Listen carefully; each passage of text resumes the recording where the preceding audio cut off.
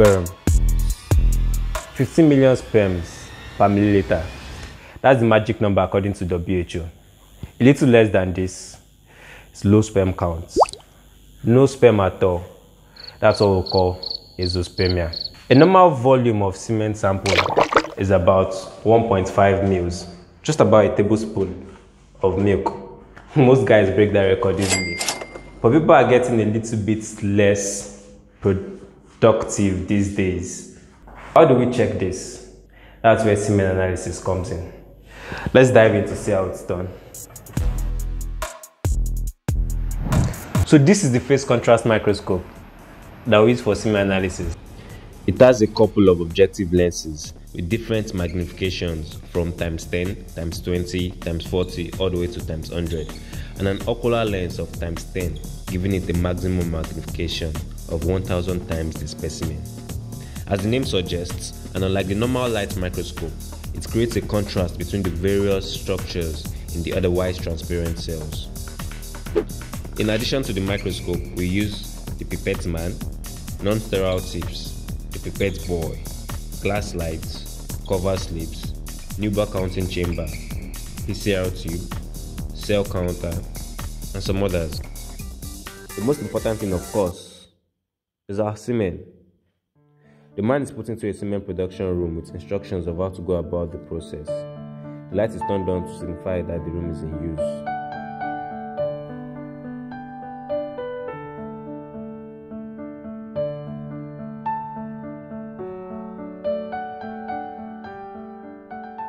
After a couple of minutes, when it finishes, the sample with its form is brought to the lab through the hatch.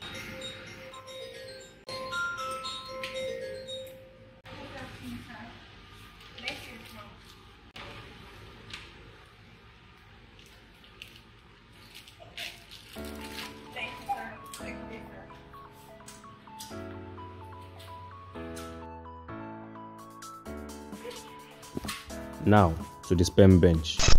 Depending on how comprehensive the semen analysis to be done is, there are a number of parameters to look out for. For the purpose of fertility testing, we focus our concern on the density or sperm concentration, the motility, morphology, progression, volume, and some other parameters like the color, the concentration of round cells, the amount of debris, the degree of agglutination of the sperm cells, and the viscosity of the sample. First things first, we label our semen cups and the cover, as we don't want sample cups and covers mixing together. Then, we label our slide with the name of the client.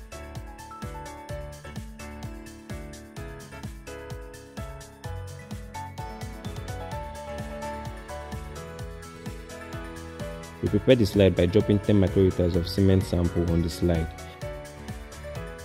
and cover it with a cover slip.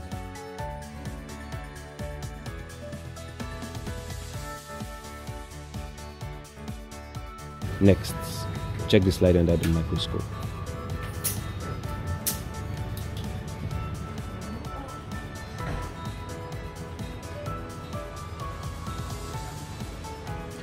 The counter is used to count the motility in percentages for motile or non-motile.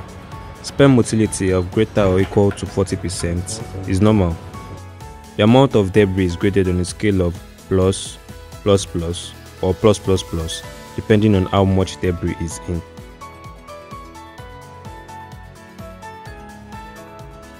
For the volume, 1.5 ml or more is fine.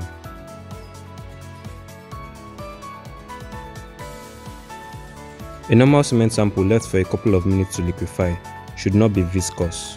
It should fall dropwise like this.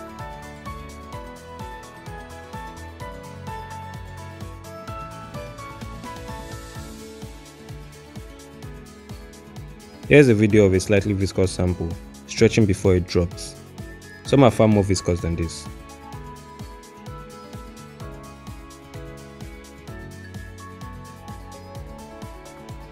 To check the sperm concentration, the sperm is diluted with distilled water by a ratio of 1 to 20.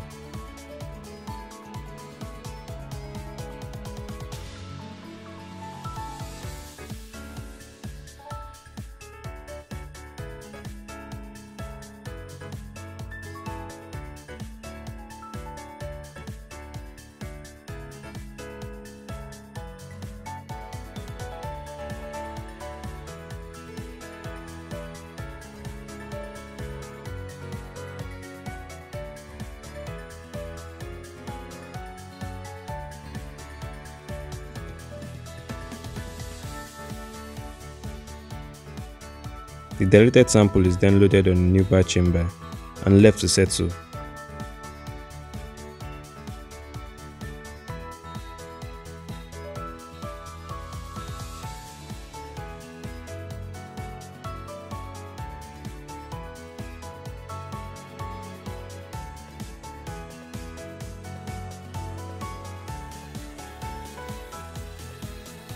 The nubile chamber has grid lines where you count the number of sperm in each boxes.